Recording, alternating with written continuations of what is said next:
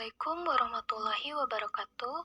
Halo semuanya, perkenalkan nama saya Maryam Alzanatul Umam dengan NPM 1810631050041 dari kelas 6B, Prodi Pendidikan Matematika. Pada kesempatan kali ini, saya akan memaparkan hasil jawaban saya mengenai proses inovasi pendidikan. Untuk pertanyaan yang pertama, jelaskan pengertian tentang proses keputusan inovasi. Proses keputusan inovasi ialah proses yang dilalui atau dialami individu atau unit pengambil keputusan yang lain. Mulai dari yang pertama tahu adanya inovasi, kemudian dilanjutkan dengan keputusan setuju terhadap inovasi, penetapan keputusan menerima atau menolak inovasi, implementasi inovasi, dan konfirmasi terhadap keputusan inovasi yang telah diambilnya. Untuk pertanyaan yang kedua, apa saja faktor yang mempengaruhi proses inovasi pendidikan? Yang pertama, faktor kegiatan belajar mengajar.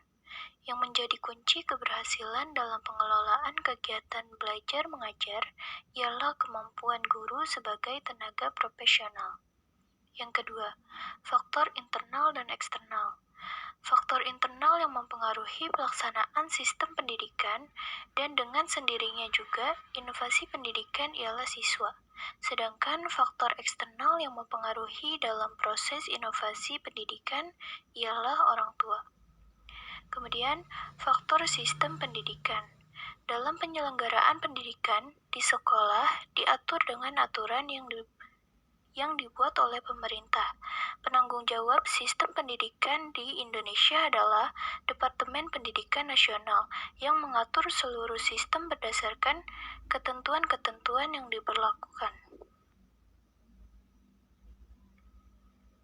Selanjutnya untuk pertanyaan yang ketiga yaitu jelaskan mengapa dalam proses keputusan inovasi tidak dapat berlangsung seketika, tetapi harus membutuhkan jangka waktu yang panjang. Nah, karena kata proses mengandung arti bahwa aktivitas itu dilakukan dengan memakan waktu dan setiap saat tentu terjadi perubahan.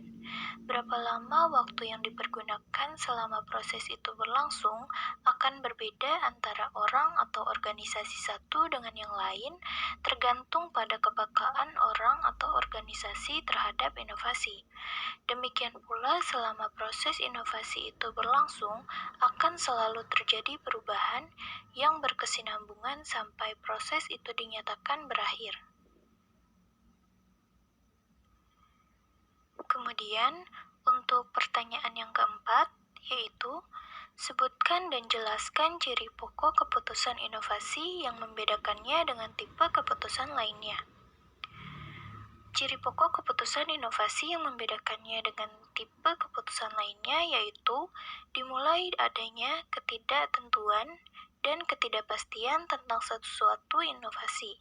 Misalnya, kita harus mengambil keputusan antara menghadiri rapat atau bermain olahraga.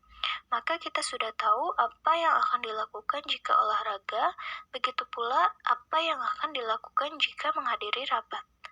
Rapat dan olahraga bukan hal yang baru.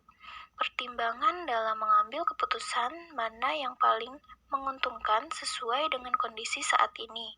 Keputusan ini bukan keputusan inovasi.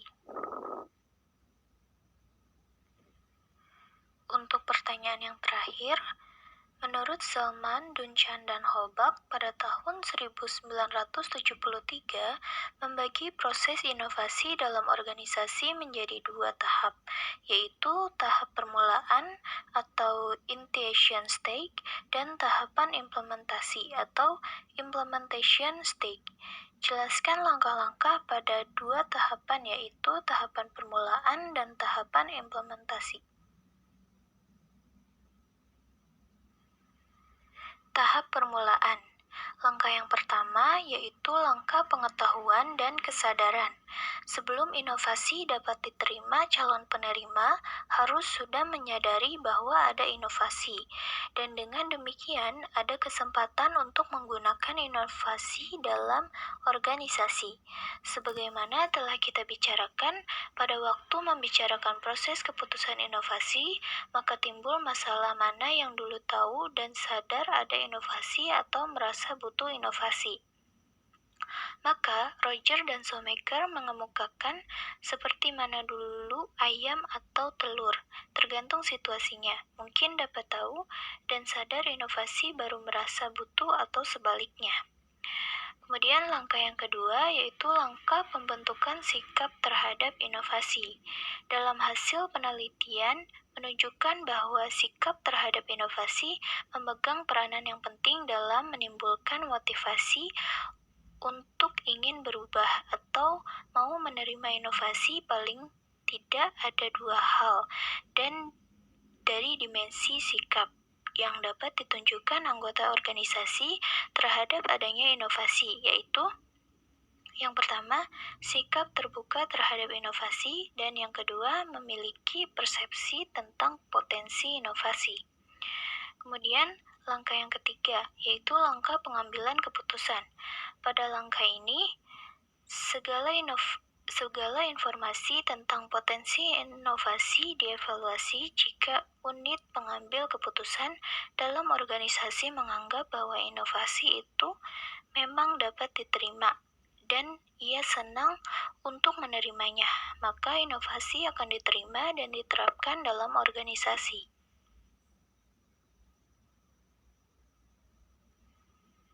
Selanjutnya, tahap implementasi. Langkah yang pertama yaitu langkah awal atau permulaan implementasi. Pada langkah ini, organisasi mencoba menerapkan sebagian inovasi. Misalnya, setelah dekan memutuskan bahwa semua dosen harus membuat persiapan mengajar dengan model satuan acara perkuliahan, maka pada awal penerapannya, setiap dosen diwajibkan membuat untuk satu mata kuliah dulu, sebelum nanti akan berlaku untuk semua mata kuliah. Kemudian langkah yang kedua yaitu langkah kelanjutan pembinaan penerapan inovasi. Jika pada penerapan awal telah berhasil, maka para anggota telah mengetahui dan memahami inovasi, serta memperoleh pengalaman dalam menerapkannya. Maka tinggal melanjutkan dan menjaga kelangsungannya. Sekian yang dapat saya sampaikan. Jika ada kekurangan, mohon dimaafkan. Terima kasih atas perhatiannya. Wassalamualaikum warahmatullahi wabarakatuh.